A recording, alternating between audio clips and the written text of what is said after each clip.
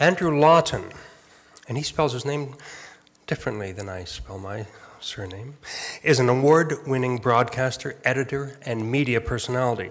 He's editor-in-chief of Landmark Report, where he strives to be ahead of the curve on trends in politics and media. He also shares his insights on his 105.9 Inspire FM radio show, Lawton Live.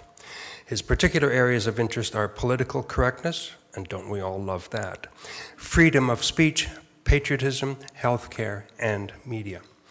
He was named Canada's top political blogger in the Canadian Blog Awards a few years ago. He's been prominent in conservative new media in North America and has personally interviewed people such as Ann Coulter, Mark Stein, Conrad Black, and Geert Wilders.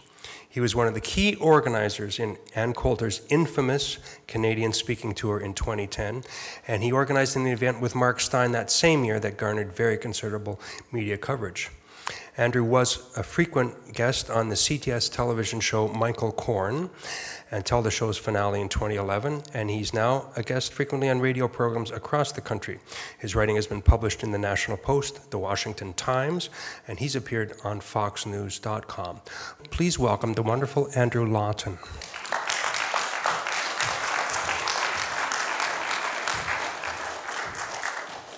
I'm not going to lie, I think we should propose the 10-minute break now, because after that introduction, it all goes downhill. I'm sorry. Thank you so much. I know that Stuart mentioned I frequently talk about political correctness, media, politics, patriotism, and I will be doing all of that today. He also mentioned healthcare, which was not in the speech, but if I have a heart attack, there you go. It's such a pleasure to speak here on Israel. Now, I wasn't actually originally going to be speaking about it at all, but apparently Faisal Joseph was unavailable for some reason, so I'm here speaking about the need for Israel. Now, I was proposing earlier over there when I was chatting with Mark a bit of a change in plans because Reverend Campbell indicated that apparently you can get paid for defending Israel. So I will be speaking about how great Palestine is until the money comes in. No, in all seriousness, it's such an honor to be here speaking about the need for Israel for a couple of reasons. Now, I have been in the media for a couple of years, and I'm a full-time media personality. When I was younger, I realized when I was coming to the point where I needed to look at the career, I really wanted to do something that was relevant and made a difference. And somewhere along the lines, I changed my mind and went into media.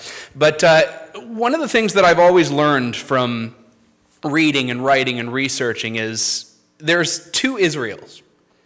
There's the Israel that you see in the New York Times, in the CBC. Then there's the real Israel. There's the Israel that you see when you talk to people who have been there, when you talk to people that work there, people that live there. I've always, before I went to Israel, which I'll talk about in a moment, I've been somewhat of a hybrid of the two. I've really talked about it, but I hadn't really seen it firsthand. And you can never truly understand Israel until you've been there, which is why if you ever have the opportunity, take it, seize it. I should also disclaim my speech. In keeping with the London Free Press's editorial standards, every point I make has been vetted by local imams. And not actually, don't worry. But I wanted to back up and talk about the Israel that I knew before I went there and the Israel that I saw after. Now, before I went to Israel, I knew that there were going to be things there that I didn't agree with politically. There were going to be things that the Israeli government says, that the Israeli government does, that might not meet my personal ideology. I am a Christian conservative, or if you're using the English to CBC book, I am a Nazi, apparently.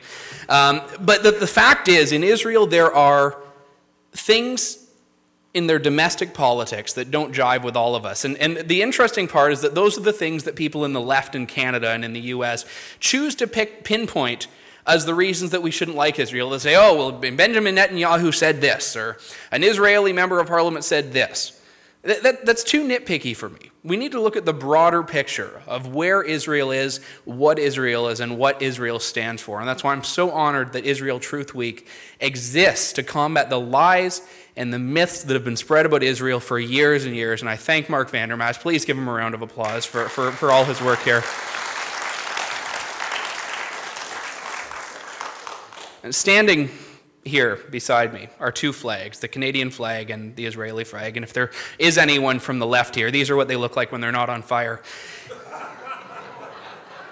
It's an honor to stand here between these flags because they symbolize more than they are at face value. The Canadian flag and the Israeli flag standing beside each other is very important because a lot of people won't realize this. There was a columnist at the Jerusalem Post whose name I unfortunately can't remember that I spoke with in July when I was in Israel. He said, to quote exactly, "Israel has only one friend in the world, and that friend is Canada."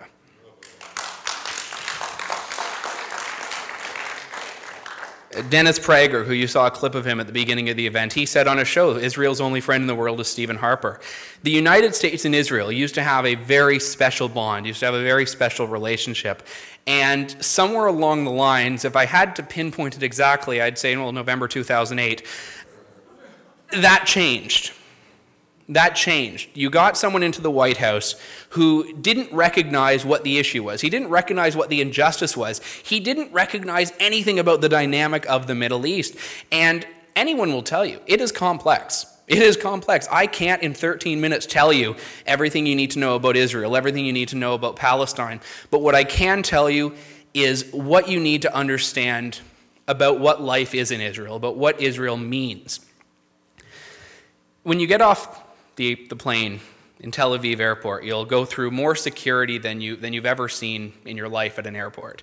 No, they're not frisking grandmothers and forcing toddlers to go through body scanners. They're doing real security. They're talking to people. They're looking at people. They're trying to understand why people are going to Israel.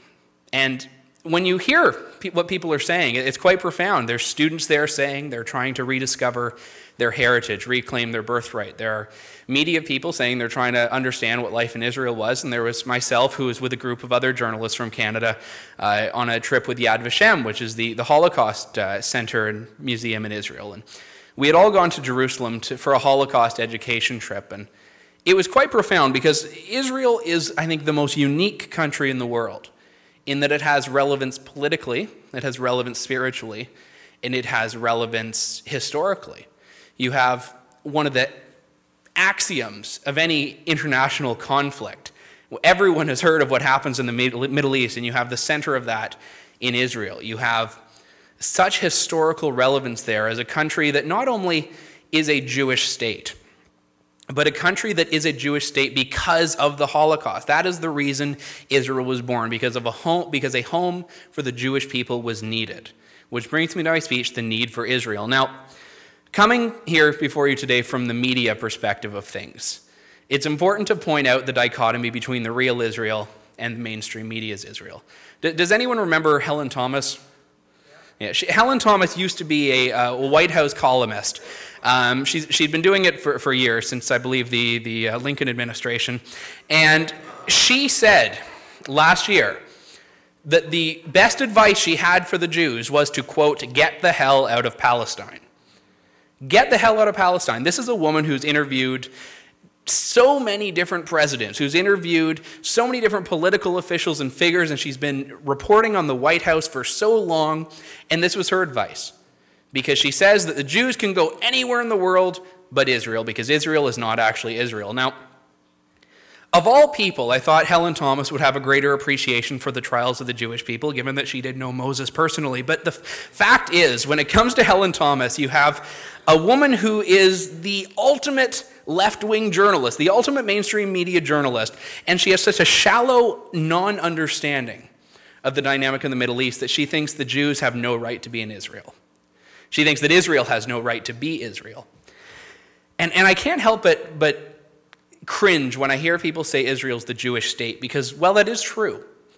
It's so much more than that. It's the only place in the Middle East where you can walk around and see Christians, Jews, Muslims, atheists, Buddhists. Everyone is in Israel. Every religion is welcome. Every religious group has a place there. Obviously, the Jews make up the majority of that. But it's important to note that Israel is the only country in the Middle East that values freedom, that values tolerance, that values respect. Now, a couple of friends of mine and I, when I was in Israel in July, we were walking around the old city of Jerusalem, and we took a bit of a detour, which is Hebrew for we got lost. And one of the things that we saw when we were walking was these cobblestone streets, these beautiful alleyways. They were all leading to different places. I had never been to Israel. I had no idea where we were going. And we were going to go down this one alleyway, and there was myself and two others, and a young Muslim man around 23, 24, and a friend of his who was a little bit older. They stopped us from going down this alley, and they said, whoa, whoa, whoa, where are you going? And I didn't know where I was going, so I said there. And he said, are you Jews? And I, no. And he's like, okay. And then he said to the person who was with, whose name was Sheldon, not very subtle, are you Jews? He's like, yes. No, you can't come. No Jews allowed.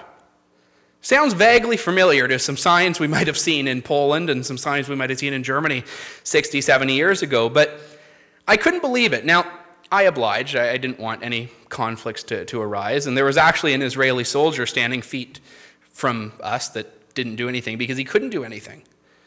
Where we were actually headed was to the Temple Mount, which I won't get into the spiritual significance of this, but it's very important to both Jews and Muslims, and we were not allowed in because I was with Jews. There were Jews with us. And how many Jewish-only areas do you think there are in Gaza?